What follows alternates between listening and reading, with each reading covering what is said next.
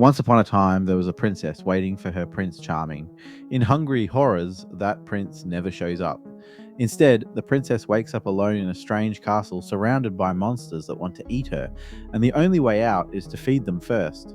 This is a roguelite deck builder inspired by British and Irish folklore and cuisine, developed by Clumsy Bear Studio and released into early access on January 19th. It's a fairy tale that trades swords for cookware, combat for cooking, and helplessness for self reliance. And for a first release from a very small, self funded team, Hungry Horrors is surprisingly confident in what it wants to be. The story opens with a familiar setup: a princess lost in an unfamiliar world, still clinging to the idea that someone else will come save her. That expectation is quietly undercut almost immediately. Instead of a prince, she meets Lady Catherine, a talking cat who introduces her to the rules of this strange place and helps her begin her culinary journey. While the princess may talk about waiting for rescue, the game makes it clear that survival and escape are entirely in her hands. The world draws heavily from British and Irish folklore, not just in its monsters, but in its locations and food.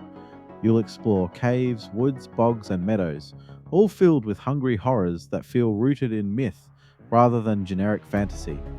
Hungry Horrors follows a familiar but well structured roguelite loop. Prepare, venture out, fail, and grow stronger.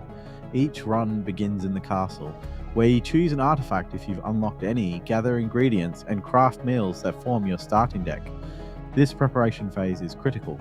The meals you bring will determine how well you handle the horrors ahead. Once ready, you choose a door and begin your journey. The game isn't strictly linear. After clearing the first area, you can choose where to go next, either revisiting familiar locations to strengthen your deck or pushing forward into more dangerous zones. Each area consists of 10 stages and a boss fight. Along the way, you'll encounter vendors, rest points, side quests, and increasingly dangerous horrors. When you defeat a boss, you return to the castle and choose your next destination. Items and buffs persist until you die. When you do, you start over, but unlocked recipes, locations, and upgrades remain.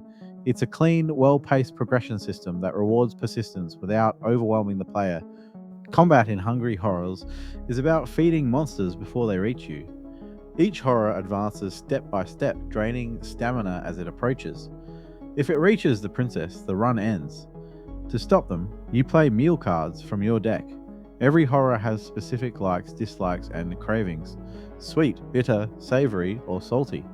Feeding them meals they love while satisfying their cravings builds combos, allowing you to fill them faster. Feeding them something they hate causes them to purge their food, setting you back significantly. This system creates a strong emphasis on planning. It's not enough to have a wide variety of meals, you need the right sequencing and synergy. When everything lines up, the game feels incredibly smooth and rewarding. Each card clearly displays its relevant information: what craving it satisfies, what craving it inspires next, and how the horror reacts. This information is also stored in the recipe book, but having it directly on the cards is a great quality of life decision that keeps the pace moving. Boss fights increase the pressure but remain fair. The UI shows how hungry the boss is, how many steps remain before it reaches you, and what it plans to do next. Failures feel deserved and victories feel earned. As you play, you'll unlock Taliesin scrolls that allow permanent upgrades, more stamina, more cookware slots, and other improvements. Over time, you'll also unlock the Seasoning Rack, which lets you buff your starting deck before a run begins. These upgrades meaningfully change how the game feels. Early runs are tight and punishing, but as your toolkit expands, experimentation becomes more viable. The game introduces systems gradually, trusting players to learn through experience rather than tutorials. Hungry Horrors uses hand-drawn pixel art, and it's consistently charming. The princess stands out clearly in every environment, and each area has its own distinct look. The horrors themselves strike a great balance between grotesque and cute.